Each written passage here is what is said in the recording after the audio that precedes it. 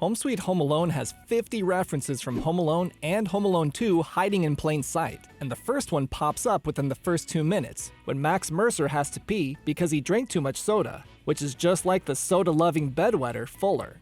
The most popular Easter egg that's all over the internet is the McAllister home security sign outside the Mercer's house that shows us Kevin eventually decided to capitalize on his experience as a home security expert by opening up his own business, complete with the Home Alone house logo.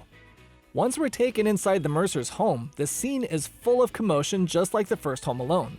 The mom is on the phone while her son begs for her attention, and both kids are told to pick up their toys on the floor because someone stepped on them and got hurt.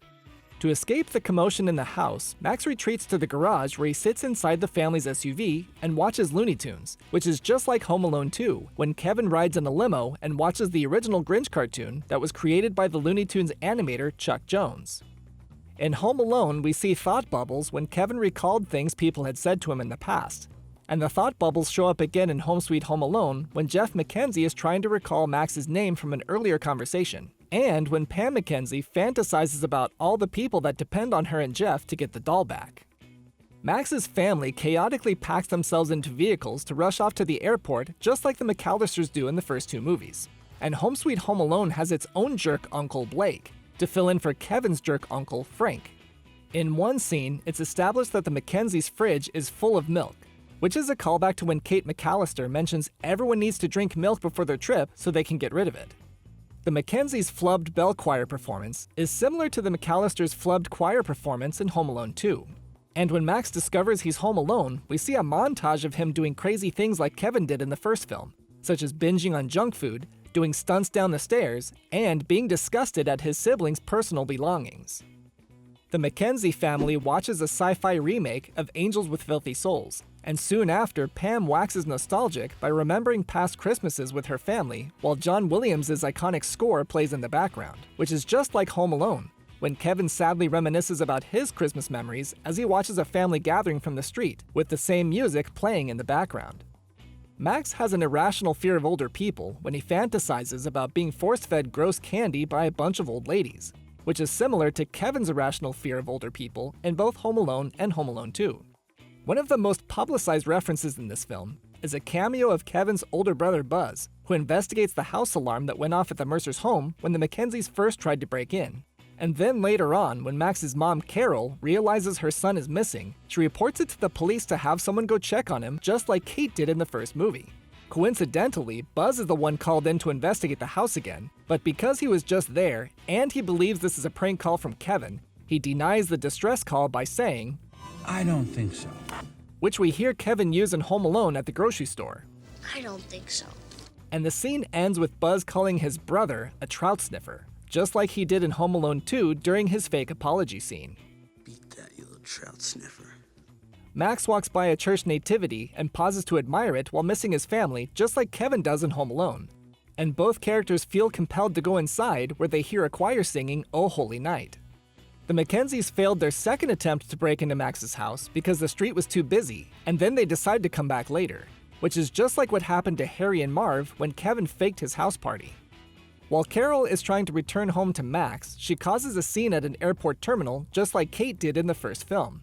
And Carol's trip home is played for laughs when she sits next to an annoying screen-staring neighbor, which is similar to the comic relief of Kate's trip with her less annoying and more charming travel buddy, Gus.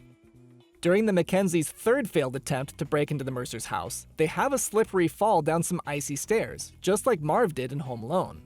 And just like Kevin, Max also uses a blueprint to set up his traps, and the montage of him setting up the traps uses the same Carol of the Bells tune that we heard during the montage in the first film.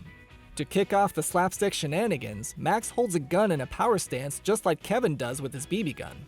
And as the McKenzies are driving up to Max's house, they skid on ice and run into a light post, which feels like a callback to the statue at the McAllisters that always got knocked over. And Max celebrates his first victory with a fist pump, saying yes, just like Kevin does after shooting Harry and Marv with his BB gun.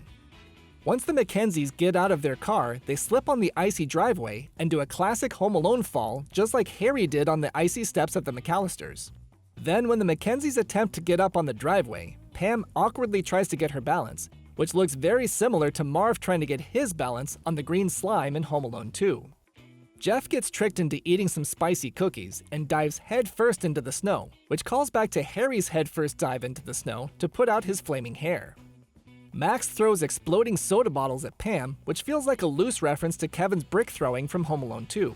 And Harry's hair flamethrower incident is referenced once again when Max sets Pam's feet on fire instead of her hair. Max uses Legos to cause Pam pain in her bare feet, which is just like Kevin causing Marv pain when he stepped on Christmas ornaments in his bare feet. And just like the iconic staircase scene when Harry and Marv get paint cans thrown at them, Max hurls baking ingredients over the banister at Jeff and Pam. When Max uses the treadmill to shoot exercise equipment at Pam, it calls back to the scene when Harry has feathers blown onto his sticky face. And then we hear Max deliver this classic line. Given up yet, or are you thirsty for more? Max leaves the house by making an escape from a second-story window, just like Kevin's zipline escape from his attic window. Jeff gets a tooth knocked out on the side of his mouth, which calls back to the gold tooth Harry has on the side of his mouth that also gets knocked out.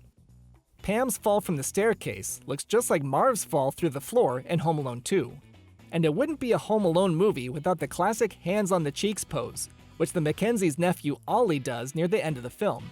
And then Max's mom arrives wearing a brown overcoat, just like Kevin's mom. And they both kneel down to give their sons a big hug while John Williams' iconic score plays in the background.